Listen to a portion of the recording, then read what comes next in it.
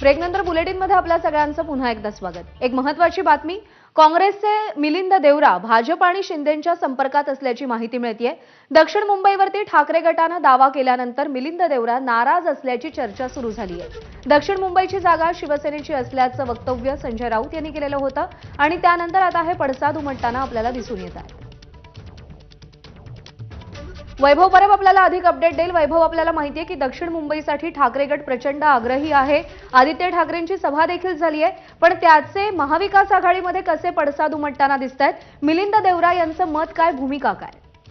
सध्या काही दिवसांपूर्वी संजय राऊत यांनी वक्तव्य केलं होतं की दक्षिण मुंबईवर आमचा म्हणजे ठाकरेंचा दावा आहे आणि तिकडे उमेदवार देखील आमचाच असणार आहे। आता आपण जर लक्षात घेतले तर महाविकास आघाडी म्हणून काँग्रेस, राष्ट्रवादी काँग्रेस म्हणजे पवार आणि ठाकरे असे तिघे एकत्र आहेत। अशा वेळेला जागा वाटपाचा अजून कुठलाही तिढा सुटलेला नाही। अशातच त्यांचं जे वक्तव्य आहे त्या वक्तव्यानंतर मिलिंद देवरा यांनी मात्र आता दुसरी वाट पकडल्याचं चित्र आपल्याला पाहायला मिळतं। एकनाथ शिंदे असतील, भाजप असतील किंवा राष्ट्रवादी काँग्रेस असतील, महायुतीकडून त्यांना आता ऑफर देण्यात आलेली आहे आणि ते सध्या एकनाथ शिंदे असतील किंवा भाजप असतील या दोघांच्याही संपर्कात आता सध्या असल्याचं पाहायला मिळतं आणि येत्या काही दिवसातच लवकरच ते आपला निर्णय घेतील आणि ते आपला पक्षप्रवेश देखील जाहीर करतील।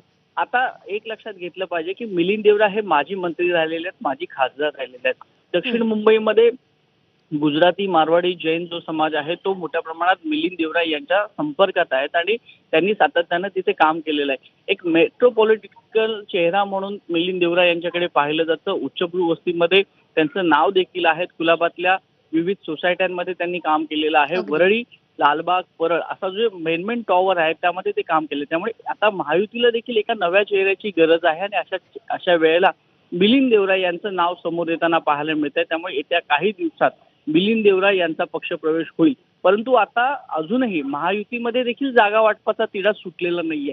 दक्षिण मुंबईची जागा कोणाला मिळणार यावर अद्याप प्रश्नचिन्ह आहे। कारण का दक्षिण मुंबईवर आजही एकनाथ शिंदे यांच्या शिवसेनेचा दावा आहे। त्यामुळे भाजप नेमकी भूमिका काय घेणार? जर मिलिंद देवरा तिकडे एकनाथ शिंदेकडे गेले तर महायुतीचे उमेदवार म्हणून राहणार का? आणि जर भाजपमध्ये गेले तर एकनाथ शिंदे यांना हे मान्य असणार का? अशी जरतरची प्रश्न उत्तर आहेत तिकडे प्रलंबित आहेत, पेंडिंग आहेत। त्यामुळे मिलिंद देवरा हे नेमकी काय भूमिका घेतात आणि मिलिंद देवरा यांच्या जाण्यानंतर नेमकं काय काय घडतंय हे देखील पाहणं तेवढंच उत्सुकतेचं ठरेल। प्रज्ञा। वैभव, धन्यवाद दिलेल्या या सगळ्या सविस्तर अपडेटसाठी। आणि या घडामोडींचा आढावा घेतल्यानंतर बुलेटिनमध्ये वेळ झाली आहे पुन्हा एक छोटासा ब्रेक घेण्याची। पाहत रहा एबीपी।